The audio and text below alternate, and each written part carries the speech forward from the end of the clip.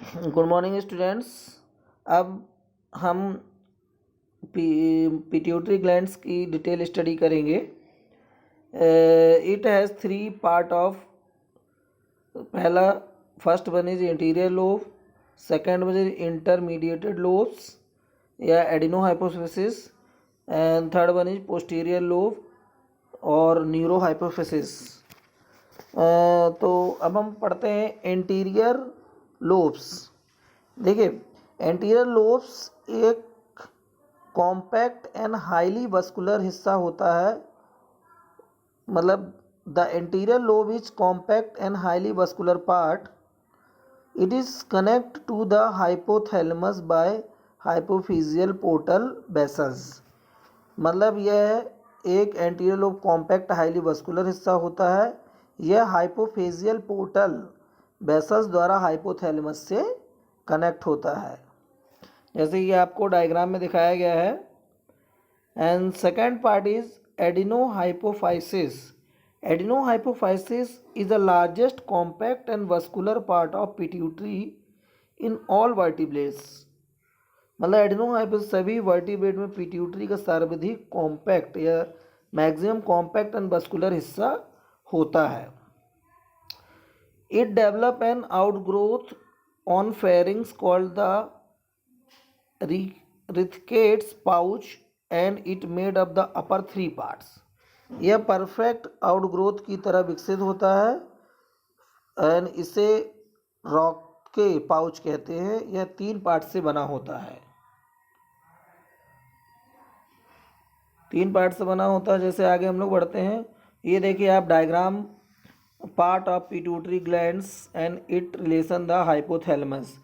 देखिए ऊपर हाइपोथैलेमस दिया है, इनफंडिबुलम जो कि जुड़ा होता है हाइपोथैलेमस से, और यह पोस्टीरियर लोब, एंटीरियर लोब और इंटरमीडिएट लोब बना हुआ है, जो आप डायग्राम में देख सकते हैं। और फिर हम लोग इसमें आगे बढ़ते हैं। जैसे मैंने आपको बताया था, parts of pairs, pars distalis, pars tuberalis and pars intermediate, जिसको हम लोग बोलते हैं also known as the intermediate lobe. अब देखिए इसमें आगे हम लोग बढ़ते हैं। Pars distal is largest part of the adenohypophysis. मतलब पास डिस्टल जो एडिनोहाइपोफाइसिस का सबसे बड़ा हिस्सा होता है। It form 70% 75% of the glands, जो कि ग्लैंड्स का 75% होता है। अब हम बात करते हैं पोस्टीरियर लोब की। देखिए पोस्टीरियर लोब की बात करते हैं। यह पिट्यूटरी ग्लैंड्स का पोस्टीरियर पार्ट होता है, जो कि इसका 1/4 हिस्सा बनाता है। मतलब कि पोस्टीरियर लोब जो होते हैं इस ग्लैंड्स का लगभग 1/4 हिस्सा बनाता है। यह इनफंडिबुलम स्टॉक की सहायता से, मतलब ये इनफंडिबुलम स्टॉक की सहायता से मस्तिष्क से कनेक्ट या ब्रेन से क्या होता है, कनेक्ट होता है।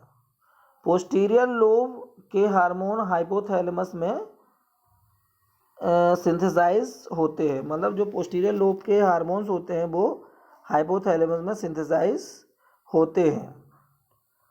और आगे देखते हैं हम लोग इसमें, इन्हें नर्व्स के साथ पोस्टीरियर लोब में ले जाया जाता है, जो इसे स्टोर करते हैं और ब्लड में स्त्रावित या ब्लड में सिक्रीट करते हैं।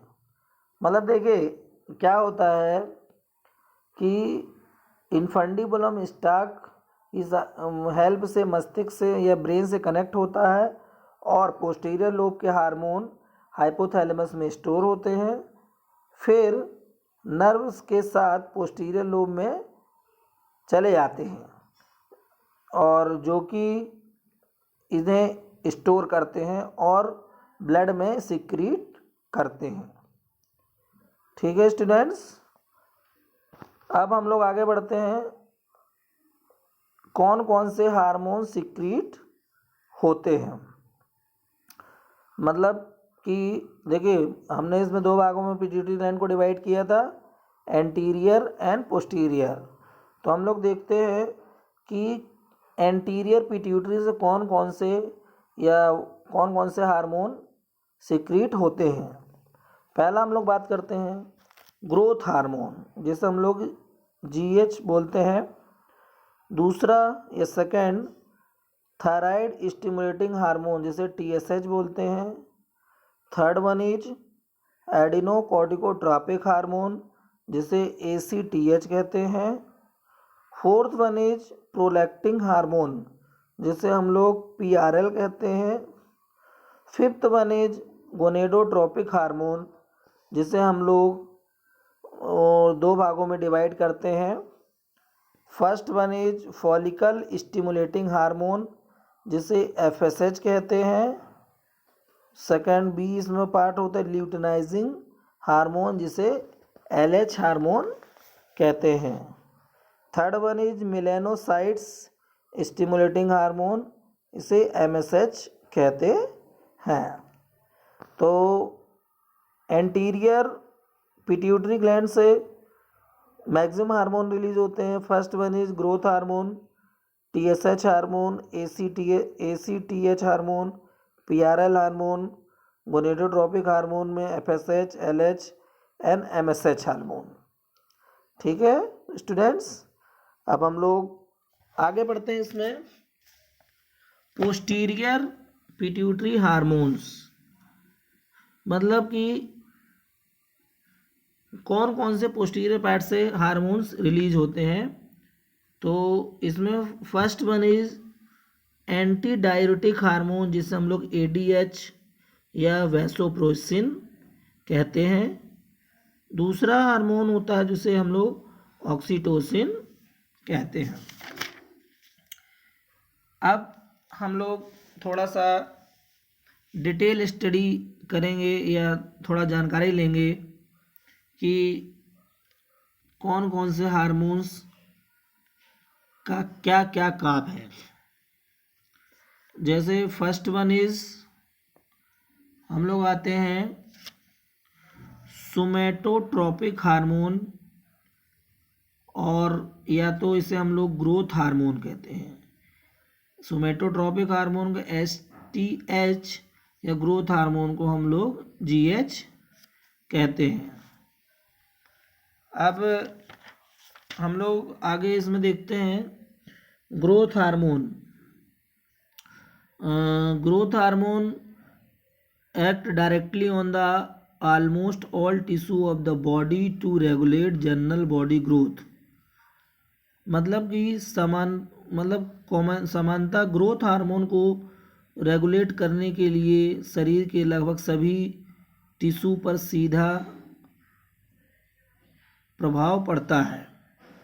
मतलब कि growth hormone also control protein, fat, carbohydrate metabolism and great extent. मतलब कि ग्रोथ हार्मोन कंट्रोल करता प्रोटीन, फैट, कार्बोहाइड्रेट मेटाबॉलिज्म को, और ये directly almost all tissue and body को रेगुलेट करता है बाय ग्रोथ, बॉडी की ग्रोथ के लिए।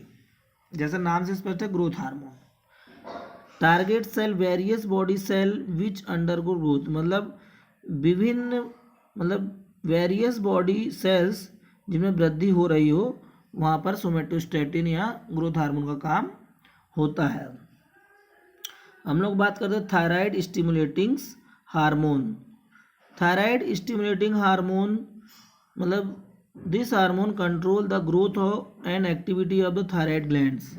मतलब ये हार्मोन्स कंट्रोल करता growth and activity of the thyroid glands की, and it influence the uptake of iodine, the synthesis of hormones thyroxine, triiodothyronine। यह किसका सिंथेसिस करता है? T3 एंड T4 हार्मोन्स का, जो कि